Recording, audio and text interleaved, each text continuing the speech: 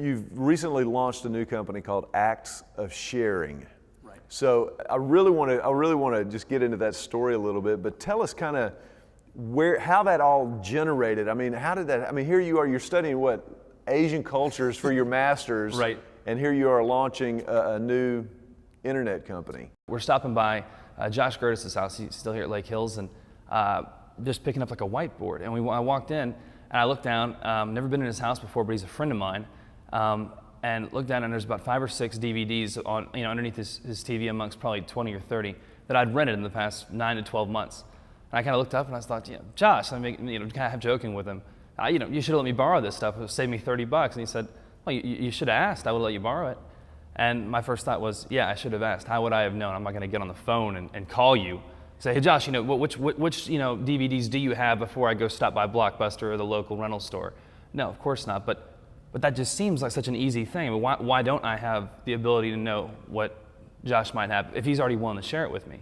And so that kind of began kind of a thought process in my mind of, well, how can we make that happen? With everything else we do, with Facebook and Twitter and all these different social networking components and tools, why can't I, as a member of a community, sit down with my friends, post things that I've got sitting on my shelves, sitting in my garage, sitting anywhere, which are collecting dust, and that I'm using, maybe hopefully once a month, but most of the time once, and maybe even less than every year, and make that available to people who actually need it that day or that week or that month.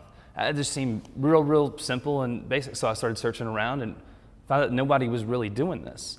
And so that kind of began a journey that I've been on for really the last 2 years once graduate school started, and God just really made a lot of things happen. Talk a little bit about kind of what spawned the ideas and the thoughts that started in that apartment that afternoon. Obviously, there's a long in-between time between seeing those DVDs and here you are, launching this new company and this new movement literally around the world. So we kind of brainstormed about it, but then kind of real life it. That was beginning of summer, so it's easy to brainstorm when you're working a little bit here, swimming in the pool the next day, whatever else.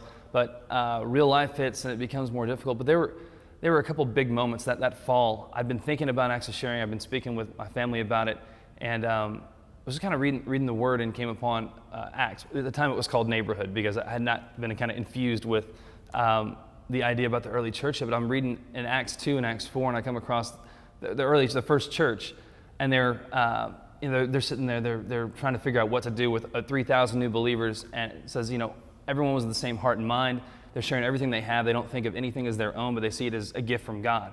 And so this kind of turned me sideways a little bit and thinking, well, this is really what I'm trying to do. And God's just like, yeah, that's what you should be trying to do right there.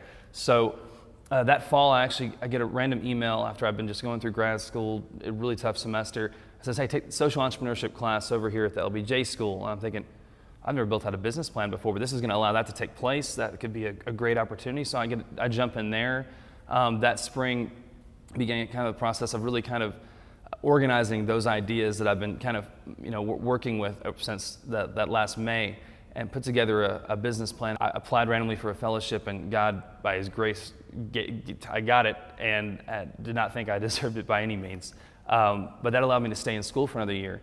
And the professor in that class pulled me aside that April and said, listen, you need to do something with this idea because I've been doing this for 4 or 5 years, and this is one of the best things I've heard, and I might be interested in investing in it myself. Wow. So that kind of made me kind of reevaluate my plans.